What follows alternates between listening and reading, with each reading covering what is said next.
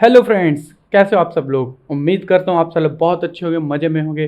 तो web development के इस कोर्स में आप सभी का मैं हार्दिक स्वागत करता हूँ। लास्ट लेक्चर में हमने HTML की इंट्रोडक्शन देखी, फाइल एक्सटेंशन के बारे में पढ़ा और कुछ हेडिंग टैग्स के बारे में सीखा। सो इस लेक्चर में हम एक क्विक रिवीजन करके हम नेक्स्ट टॉपिक पढ़ेंगे। So my name is Vinay Maurya, I am a senior software engineer and ex government teacher. मैं ये कोर्स उनके लिए बनाया हूँ जो कोडिंग सीखना चाहते हैं या फिर IT में जॉब करना चाहते हैं। कोई भी इस कोर्स से कोडिंग सीख सकता है, चाहे आप IT या नॉन IT फील्ड के स्टूडेंट हो या फिर आप mechanical, electrical, civil, commerce, BA background से हो। सीखते रहने के लिए प्लेलिस्ट को सेव कर लो। अब तक 11 लेक्चर अपलोड हो चुके हैं। अगर लेक्चर अच्छा लगे तो चैनल को सब्सक्राइब करके अपना बना लेना, सो आगे के सारे लेक्चर आप टाइम से अटेंड कर सको। एंड लाइक कर देना और नीचे कमेंट में #प्रेजेंट लिख के अपनी अटेंडेंस में मार्क कर देना।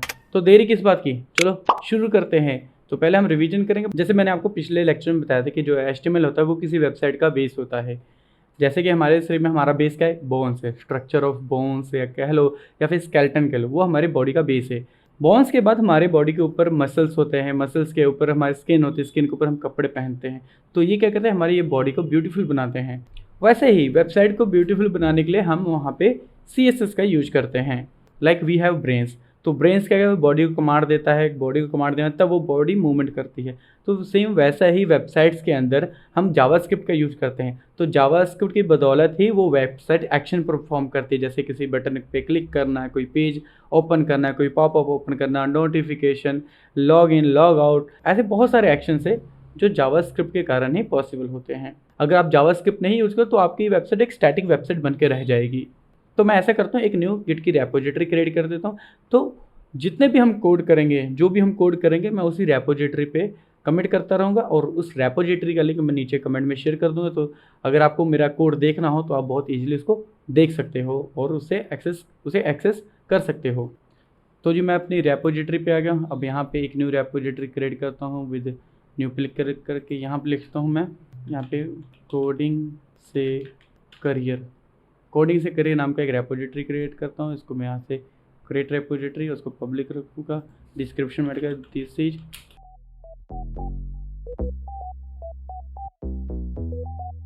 नो वे। यहाँ पे लिंक आ गया, मैं इसको लिंक कॉपी करूँ, अपने फोल्डर डिसाइड करूँगा। इस फोल्डर में जाके मैं यहाँ पे CMD ओपन करूँगा और अपनी रेपोजिटरी यहीं पे क्लोन करूँगा। तो क्लोन करने के लिए कौन सी कमांड थी, गेट क्लोन। उसके बाद जो लिंक हमने कॉपी किया था उसको पेस्ट करके एंटर कर दूँगा। तो यहाँ पे देखना, यहाँ पर आपको वो कोडिंग से करियर नाम का फोल्डर दिखाई दे रहा होगा। तो अभी के लिए फोल्डर एम्प्टी है। तो अगर मैं इसको ओपन करूँ तो यहाँ पे आप .git नाम का हिडन फोल्डर देख रहे हो। तो ये .git हिडन फोल्डर होना ही चाहिए, अगर नहीं होगा तो कोड आपका गिटहब पे पुश नहीं होगा। तो मैं यहाँ पे इस फोल्डर के अंदर एंटर कर लेता हूँ CD कोडिंग से करियर और यहाँ पे VS कोड ओपन कर रहा है, कोड स्पेस डॉट, मेरा शॉर्टकट से VS कोड यहाँ ओपन हो गया है। अब मैं जो भी कोड करूँगा मैं यहाँ से डायरेक्टली उसको गिटहब पर पुश कर सकता हूँ। तो मैं यहाँ पे न्यू फोल्डर क्रिएट करता हूँ विद लेक्चर 001। इस पर तो सी हम डिटेलिंग ऐड करें किसी का, ये HTML CSS का लेक्चर है। और क्या हम उसमें करेंगे, इसमें हम हेडिंग, पैराग्राफ, फ्री टैग और फॉर्मेटिंग टैग करेंगे। इस पर क्लिक करने के बाद मैं न्यू फाइल क्रिएट करूँगा। तो जैसे लास्ट लेक्चर में मैंने आपको बताया था कि हम सबसे स्टार्टिंग डॉक टाइप से करते हैं। तो ये VS कोड आपको सजेशन देगा, ये बहुत अच्छा होता है। ये सजेशंस आपका काफ़ी ज़्यादा टाइम ये सेव करते हैं। तो ये बेनिफिट होता है IDE का। तो डॉक टाइप ये बताता है कि हम HTML5 यूज कर रहे हैं। तो इसके बाद हमारे पास HTML टैग आता है, open and closing tag HTML। इसके दो चाइल्ड होते हैं, first head tag and second body tag, opening and closing. तो हेड टैग के अंदर हम सबसे पहले मेटा टैग लिखते हैं अपने। तो मेटा टैग वेबसाइट की इन्फॉर्मेशन कंटेन करके रखते हैं, जैसे उसका name, author, keywords, charset, viewport, like this kind of information. तो हमारा सबसे पहला मेटा होता है वो होता है कैर सेट UTF, मैं कैप्स में कर देता हूँ, UTF-8। एंड सेकेंड मेटा होता है नेम, मैं इसको ऑथर देता हूँ, ऑथर। और कंटेंट कंटेंट में ऑथर का नेम, थर्ड मेटा नेम में कीवर्ड्स ऐड कर देता हूँ। तो ये कीवर्ड्स आपको एसईओ फ्रेंडली बनाते हैं आपकी वेबसाइट को। कंटेंट यहाँ पे देता हूँ HTML, CSS, ट्यूटोरियल्स, बिगिनर। आप अपने कीवर्ड्स अपने वेबसाइट के अकॉर्डिंग रखना। फोर्थ मेटा टैग आ गया हमारे पास, व्यू पोर्ट का नेम व्यू पोर्ट, इसका कंटेंट आ गया विथ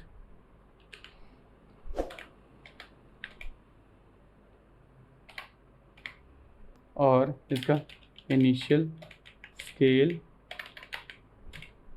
1। तो नेक्स्ट मेटा आ गया ये वेबसाइट की डिस्क्रिप्शन प्रोवाइड करने के लिए। तो नेम डिस्क्रिप्शन क्या होता है अभी मैं इसको आपको बताता हूँ। डिस्क्रिप्शन कंटेंट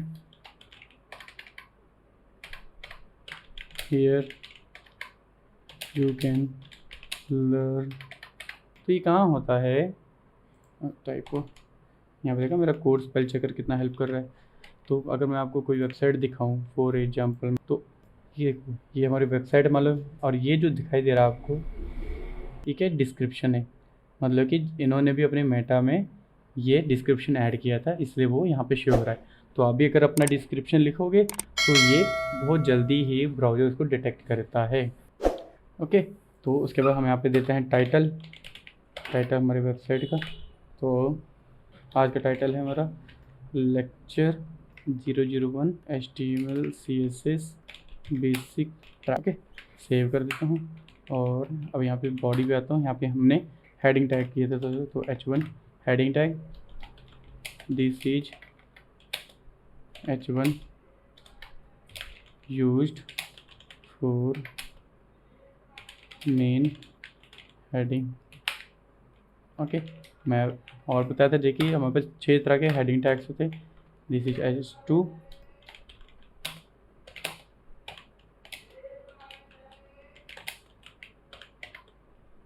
हमारे पास H3 है। H3 H1 और H2 से छोटा होता है। और H4 ये H3 से भी बहुत छोटा है। दिस इज जो H5 होता है, H5 ये सेकंड लास्ट होता है, इसके बाद फिर H6 होता है।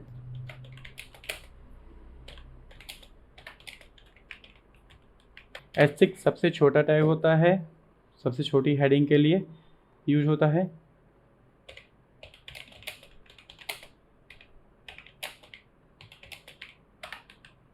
तो अगर मैं आपको दिखाऊं इसको गो लाइव करके, तो यहाँ पे मैं गो लाइव किया और ये मेरे ब्राउज़र पे ओपन होगा तो आप देख सकते हो।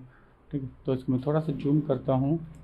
तो मैं 150 जूम किया तो ये मेरा H1 टैग है, ये H2 टैग है, H3 H4 H6 H5 लिखना था, सॉरी। इसको मैं करता हूँ H5 टैग, ठीक है। और ये H6 टैग, ठीक है। तो ये H6 सबसे छोटा टैग है। तो इनका यूज होता है हेडिंग प्रोवाइड करने के लिए, किसी पैराग्राफ की हेडिंग हुई आपके, या फिर कोई टाइटल वेबसाइट में कोई टाइटल देने के लिए, तो वहाँ पे यूज होते हैं। ठीक, सेकंड हमारे पास है पैराग्राफ टैग। तो मैं कोई पैराग्राफ कॉपी कर लेता हूँ।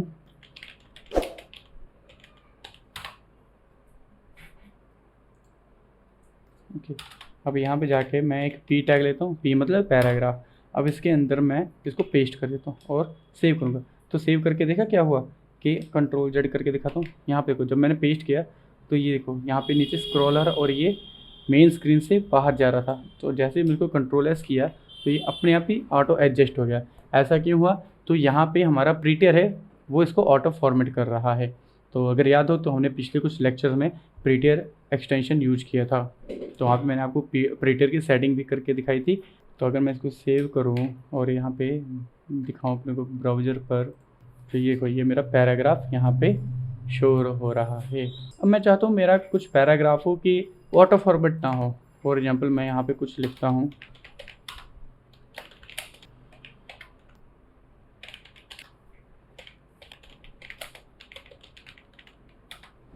मैं चाहता हूँ कि ये मेरा इस स्टाइल में हो। सेव करूँगा तो क्या होगा, ये फॉर्मेट हो जाएगा। देखो मैंने कंट्रोल एस किया और ये फॉर्मेट हो गया, एक सिंगल लाइन में आ गया। मैं चाहता हूँ फॉर्मेट ना हो, ये जैसा अभी शो हो रहा है ऐसा ही हो, बट अगर मैं इसको सेव करूँगा तो क्या ये प्रीटियम इसको फॉर्मेट कर देता है। तो इसके लिए हम यहाँ पे एक टैग होता है प्री टैग। प्री टैग अब इसको सेव करूँगा, देखो अब भी इसको फॉर्मेट नहीं करेगा। क्यों? क्योंकि प्री टैग इसको एज इट इज़ ही यूज करेगा। मैं आपको ब्राउज़र पे दिखाऊँ तो ये बिल्कुल एज इट इज़ जैसा हमने वहाँ पे लिखा था वैसे ही, इसको फॉर्मेट नहीं किया। मालूम है यहाँ पे कुछ भी करना चाहूँ प्री टैग से, कोई भी किसी भी तरह का कोई पैराग्राफ लिखना चाहूँ, कोई भी किसी भी तरह का पैटर्न देना चाहूँ मैं दे सकता हूँ। जैसे मैं प्री टैग के अंदर यहाँ पे लिखता हूँ मैं विनय,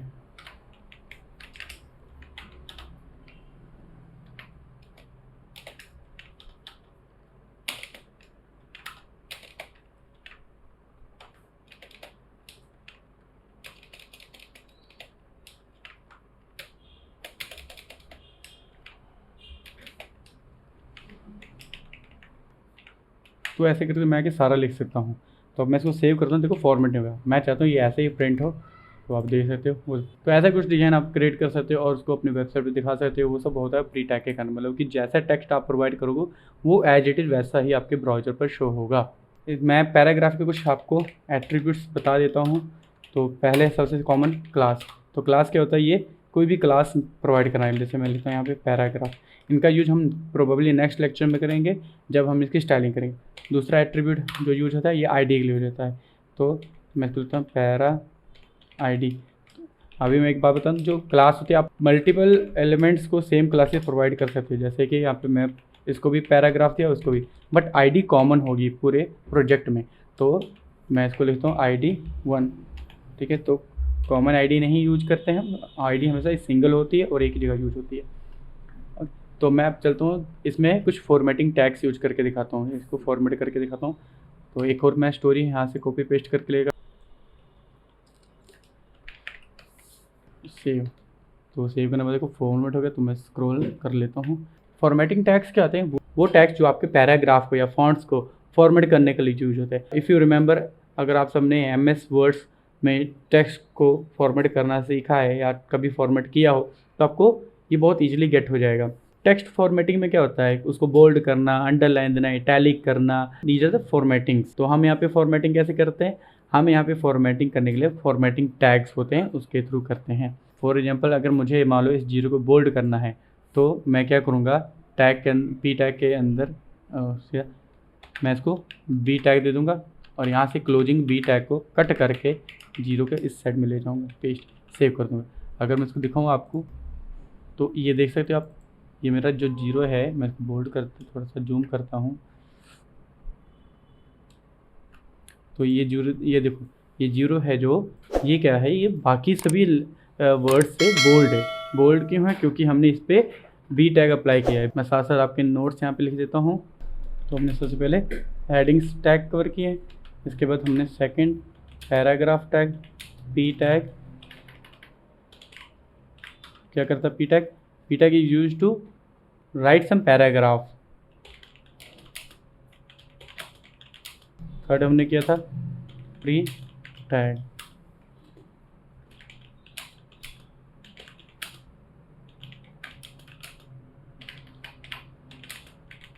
उसके बाद हमने किया था बी टैग।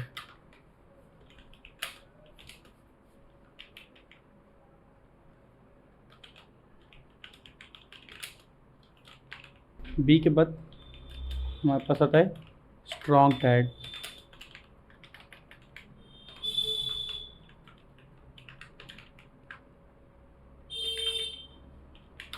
तो मैं लिबरेटिंग को स्ट्रॉन्ग टैग से पैक कर दूंगा।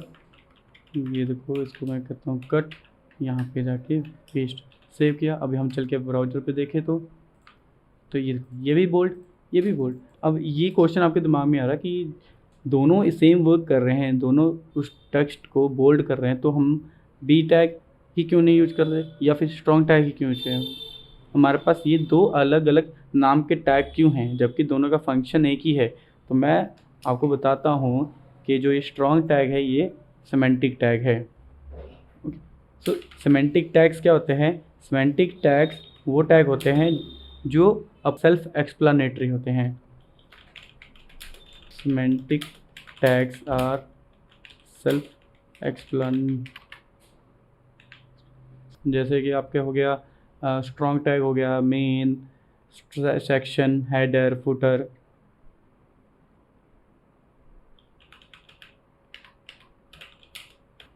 ठीक है, ये सब सिमेंटिक। हम स्लोली हम ये सारे टैग्स को कवर करेंगे। ओके, तो इसके बाद हमारे पास नेक्स्ट आता है, वो आता है आई टैग। ठीक, आई टैग, आई क्या करता है? I is use to italic any word. ये देखो, ये क्या इटैलिक हो गया है, राइट। ओके, सेम हमारे पास एक और सिमेंटिक टैग है जिसको बोलते हैं हम एम टैग, ई एम से ना। इसको यहाँ पे क्लोज करते हैं, ठीक है, सेव करते हैं। एक्साइटिंग देखो, अब देखो थ्रिलिंग और एक्साइटिंग दोनों सेम ही लग रहे हैं, बट एक को हमने अपने आई टैग से यूज किया और दूसरे को हमने अपने सिमेंटिक टैग से यूज किया है। फॉर एग्जांपल, अब मुझे किसी को अंडरलाइन करना है तो कैसे कर सकता हूँ? तो उसके लिए मेरे पास टैग है you tag, control x, save. अब यू टैग क्या कर रहा है, ये देख रहे हो, इसने इस पूरे टेक्स्ट को अंडरलाइन प्रोवाइड कर दिया है। चलो अब इतना लिख लेते हैं हम। तो स्ट्रॉन्ग टैग भी हमारा,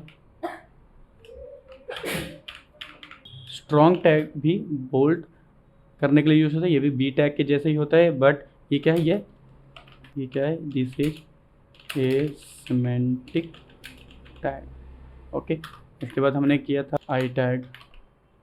आई टैग क्या करता है? Use to italic any text, right. उसके बाद हमने एम टैग किया, ये क्या करता है? ये किसी वर्ड को इटैलिक करने के लिए यूज करता है जैसे आई टैग करता है, बट ये सिमेंटिक टैग है।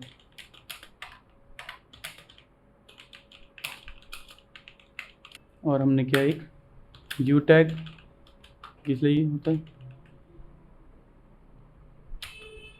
अंडरलाइन देने के लिए। अब आगे हमारे पास एक स्मॉल टैग। स्मॉल जैसे इसके नाम से पता लग रहा है कि किसी चीज़ को स्मॉल करने के लिए। तो किसको स्मॉल करता है? मैं माई सेल्फ को स्मॉल टैग में टैप करता हूँ, ठीक। तो ये देखो, ये देख रहे हो, नोटिस कर रहे हो, जो माई सेल्फ ये वर्ड है, ये क्या, ये बाकियों से थोड़ा सा साइज में छोटा है, ठीक है। तो ये हम स्मॉल टैग से यूज करते हैं।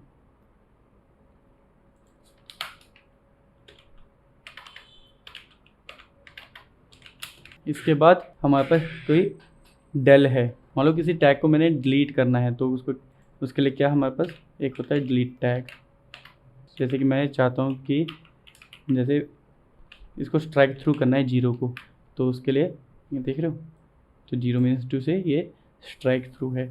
ओके, तो इसके लिए हम डेल टैग यूज करते हैं। एक होता है इंसर्ट टैग, कि किसी नए करेक्टर को इंसर्ट करना है।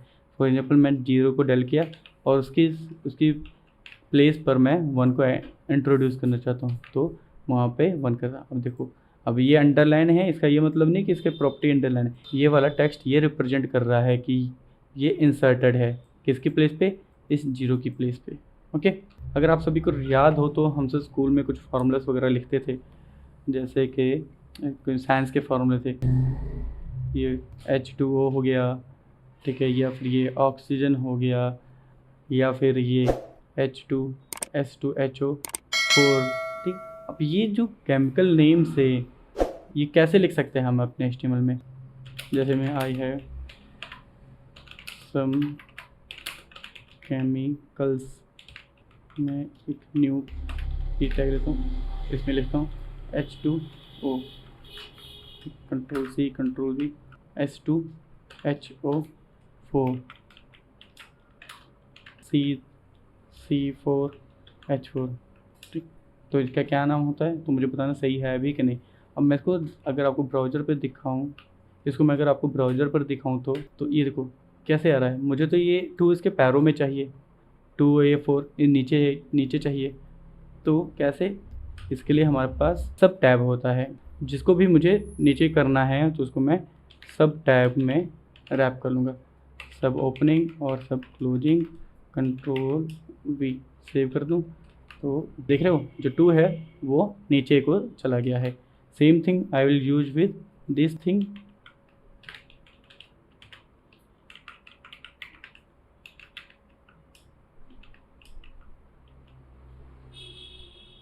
मैं नीचे इस C4 के साथ भी कर देता हूँ और इस 4 के साथ भी यही सेम करूँगा। तो अभी देख सकते हो ये प्रॉपर उसी फॉर्मेट में आ गया जिस फॉर्मेट में हम साइंस में इसको लिखते हैं। अब बारी आती है मैथ की। मैथ में हम कुछ फार्मूले जैसे पावर ऑफ हो गया, स्केयर हो गया, क्यूब हो गया, उसको लिखना कैसे लिख सकते हैं। मान लो मैथ में मुझे लिखना है a square plus b square, ठीक, या फिर कोई फार्मूला लिखना है जैसे a minus b whole square is equal to a plus b और ए माइनस बी। तो कैसे लिख सकता हूँ इसको। तो इसमें क्या है, ये जो 2 देख रहे हो ये क्या, ये पावर ऑफ मतलब कि बाकी नॉर्मल टेक्स्ट से अबव है। तो इसके लिए हमारे पास प्रॉपर्टी होती है सुपर की। जैसे मैं मान लो यहाँ पे फॉर्म लिखता हूँ, एक पी टैग लिया पहले, अब इसमें लिखता हूँ a square plus b square, और दूसरा मैं लेता हूँ उसको लिखता हूँ a square plus b square plus 2ab। या फिर मैंने कोई और फार्मूला लिखा जैसे कि a minus b whole square is equal to a plus b a minus b. Save करके तो रन करके देखते हैं। ये को ये वैसे तो नहीं जैसे हम मैथ्स में लिखते हैं, ये तो प्रॉपर A2 हो गया, B2 हो गया, हमको ए स्केयर चाहिए। मेन टू से ये जो 2 है ये अबव होना चाहिए। तो उसके लिए हमारे पास प्रॉपर्टी है सुपर की SUP। मैं यहाँ पे SUP ऐड करूँगा, रेज करना है, मैं वहाँ पे इसको प्रोवाइड कर दूँगा।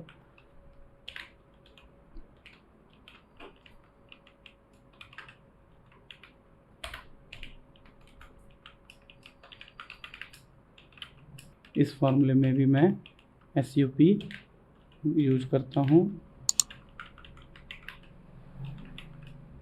सेव करके अब देखते हैं इसको।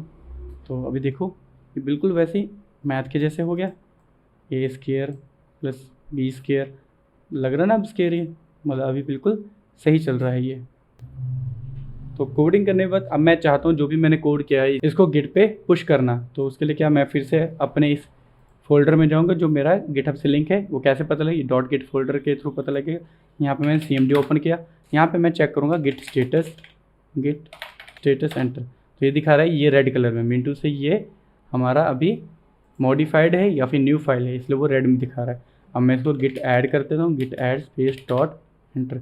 अब गिट स्टेटस करके दिखाऊंगा, गिट स्टेटस, तो देखो अब ग्रीन हो गया मिंटू से, अब ये कमिट होने के लिए रेडी हो गया है। तो इसको गिट, तो मैं यूज करूँगा गिट कमिट -m और मैसेज।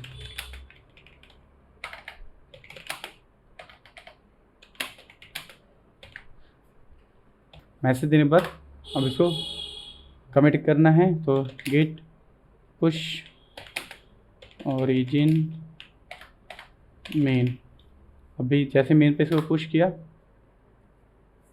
तो देखो पुश हो गया। अभी यही थी हमारी, हम इसको मैं रिफ़्रेश करूँगा तो ये देखो वो हमारा यहाँ पे कोड कमिट हो गया है। अगर मैं दिखाऊँ आपको तो देखो यहाँ पे index.html नाम की फाइल है, देखो हमने यही कोड किया था।